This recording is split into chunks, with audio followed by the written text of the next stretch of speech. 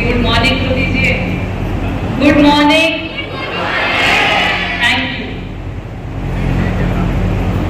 आज आप सभी को ये बताने की आवश्यकता नहीं है कि योग की क्या जरूरत है, योग की क्या अहमियत है। हम सभी ये जानते हैं कि प्राचीन काल से ही भारत में योगाभ्यास की परंपरा रही है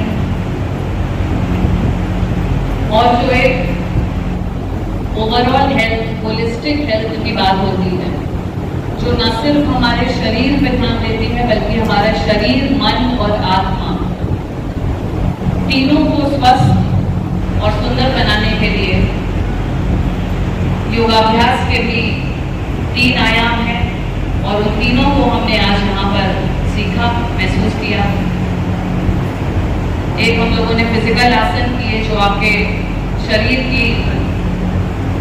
के ऊपर ध्यान देते हैं। प्राणायाम किया जो हमारे नाड़ी को शुद्ध करता है, मन को शुद्ध करता है। और ध्यान किया जो हमारी आत्मा को हमारे शरीर और मन से जोड़ता है।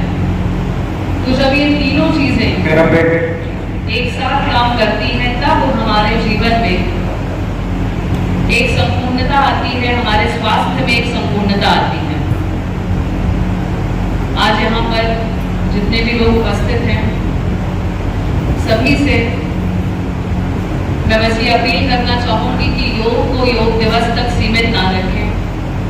योग को अपने दैनिक कार्यों का एक दिनचर्या का हिस्सा बनाएं।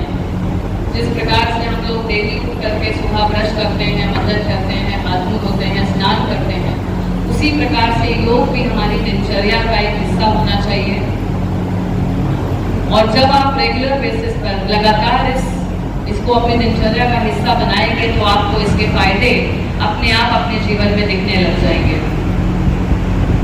स्पेशली यहाँ पर जो बच्चे बैठे हुए हैं, आप लोगों से मैं ये जरूर अपील करना चाहूंगी कि विद्यार्थी जीवन में युवा हैं जो कई सारे कॉम्पिटिटिव एग्जाम्स की तैयारी करते होंगे अपने जीवन में और आगे बढ़ने का प्रयास करते होंगे, सभी का जीवन अत्यंत तनावपूर्ण है।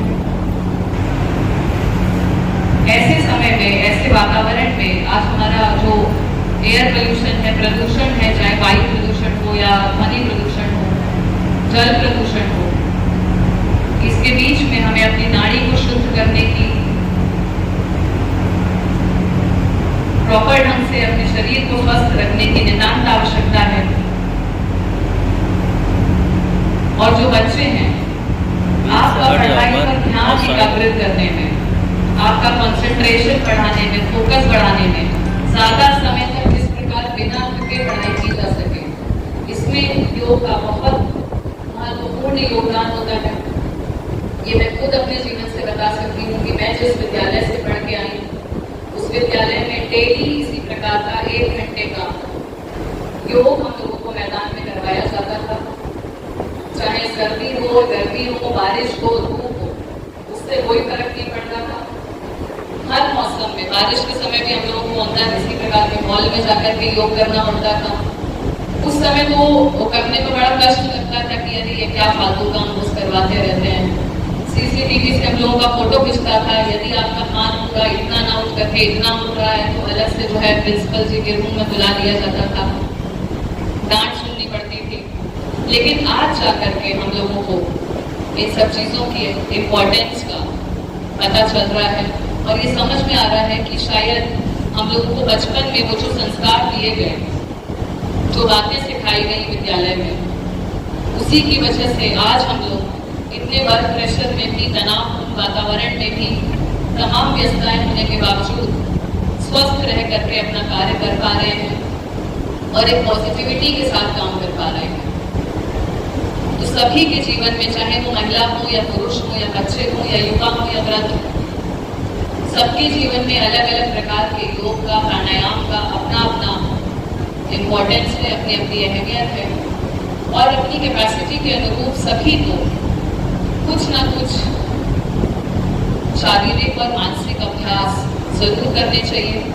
मैं आप लोगों से आज यही अपील करूंगी कि इस संदेश को अपने घर जाकर के भी, अपने बाकी जो परिवार के सदस्य हैं और आस पड़ोस के लोग हैं, अपने मोहल्ले के लोग हैं, उनके साथ में शेयर करें और ज़्यादा से ज़्यादा संख्या में